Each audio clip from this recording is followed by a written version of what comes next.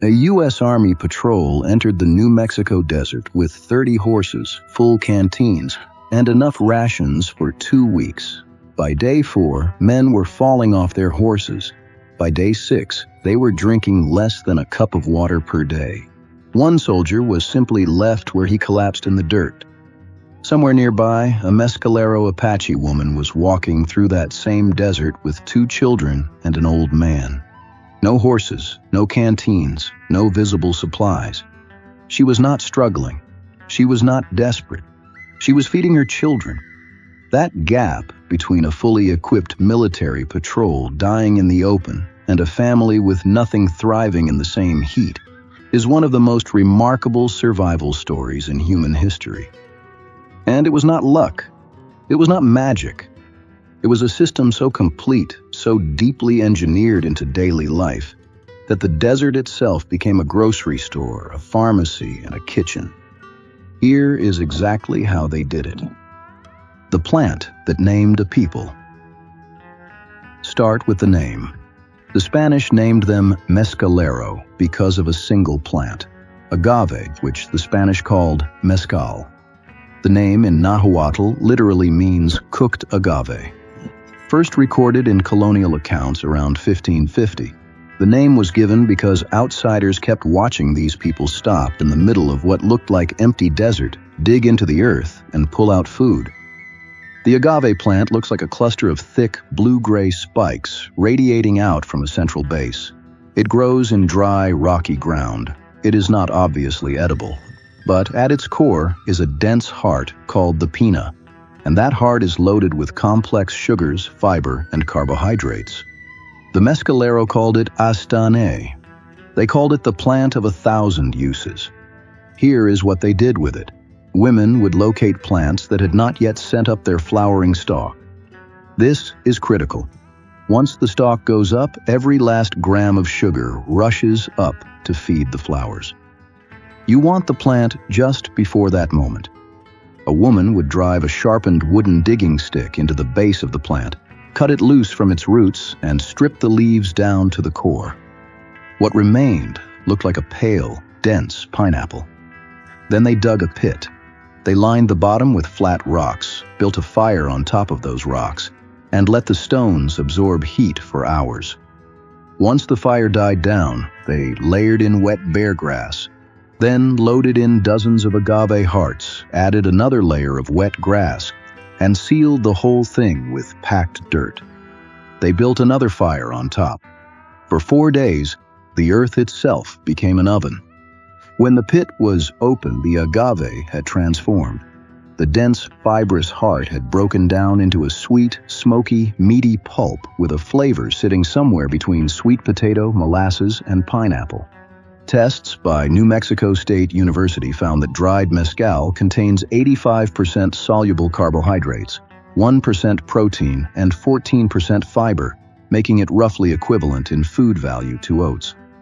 A single roasting session could produce enough food to feed a band for weeks. But here is the part that changed everything. They did not just eat it hot out of the pit. They pounded the roasted hearts flat and dried them in the sun into dense, shelf-stable sheets. Lightweight, compact, calorie-dense. A warrior on the move could carry weeks of food on his back and barely feel the weight. The soldiers marching after them carried canned goods and hardtack. When those ran out, they starved. The Mescalero carried the desert with them. What the desert was actually offering. The agave was the foundation, but the Mescalero were reading the desert on every frequency. Prickly pear cactus grew in wide, flat pads across the desert floor. The pads themselves, called nopales, could be roasted and eaten. The fruits, called tunas, turned red and purple in season and were sweet, seed-heavy, and full of water. The Mescalero ate them fresh or dried them for storage. Mesquite trees produced long, tan seed pods that looked like nothing special hanging from the branches. The Mescalero ground those pods into a flour and made dumplings from it. Nuts from the mountain slopes were gathered by the bushel and eaten raw or ground. Acorns came from the oak woodlands higher up. Yucca blossoms were harvested and boiled with meat. What the soldiers saw as empty desert, the Mescalero saw as a layered seasonal pantry with different shelves opening at different times of year. They tracked this. They planned for it. A band moving through their territory was not wandering. They were following a precise seasonal circuit timed, too, when each food source peaked. The Spanish and American observers who watched this wrote that the Apache seemed to find food out of nowhere. What they were actually watching was centuries of accumulated ecological knowledge expressed in motion. The hunt, nothing wasted. The Mescalero did not rely on plants alone. They hunted mule deer, elk, bighorn sheep, and pronghorn in the mountains and desert. Bands that ranged onto the plains hunted bison, using every part of the animal: hide for shelter and clothing, bones for tools, organs eaten immediately for maximum nutrition. But the hunting was not casual. It was careful. The Mescalero managed game like a resource, not a windfall. Small game, rabbits and squirrels provided steady protein between larger hunts. Nothing significant was wasted. Surplus meat was sliced into thin strips and dried in the desert sun into jerky that lasted for months. This matters because it answers one of the most common misconceptions about desert peoples. The assumption is that survival in a harsh environment is constant crisis, constant scrambling. For the Mescalero, it was more like logistics. They knew what was available, when it was available, and how much they could take without collapsing the system. The body as a weapon. Food was only half of the equation. The other half was the body itself. Mescalero children were trained from an early age to run long distances with water held in their mouths. Not swallowed, held. The goal was breath control, pacing, the ability to cover ground without burning through water reserves. These were not games. They were conditioning drills for the environment they lived in. Warriors covered terrain that broke horses. They moved on rawhide sandals and moccasins across rocky desert that slashed through military-issue boots in days. They traveled light, a bow, a knife, a rope, a blanket. Maybe 30 pounds of gear compared to the 60 or 70 pounds a cavalry soldier carried. But the most critical physical discipline was timing. The Mescalero did not move through the desert in the middle of the day. The soldiers did. At 110 or 120 degrees in the open sun, exertion kills you faster than thirst. The Mescalero rested in the shade during peak heat, under rock overhangs, in canyon shadows, anywhere the sun could not find them. They moved at night, navigating by stars across terrain they knew by memory. The soldiers traveled from sunup to sundown, sweating through their heavy wool uniforms, burning through their water supply in hours. By evening, they were barely functional. The Mescalero, resting through the hottest part of the day and moving in the cool dark, covered comparable distances while losing far less water. The soldiers thought moving fast was the strategy. The Mescalero knew that staying alive was the strategy. Water where there appeared to be none. There is a truth about the Chihuahuan Desert that soldiers never understood, and the Mescalero had mapped over centuries. It is not waterless, it is hidden. The Mescalero knew the location of natural tanks, depressions worn into rock formations where rainwater collected and could last for weeks. They knew the seeps, places where underground water pushed through cracks in stone and produced a trickle, sometimes just enough to fill a hand.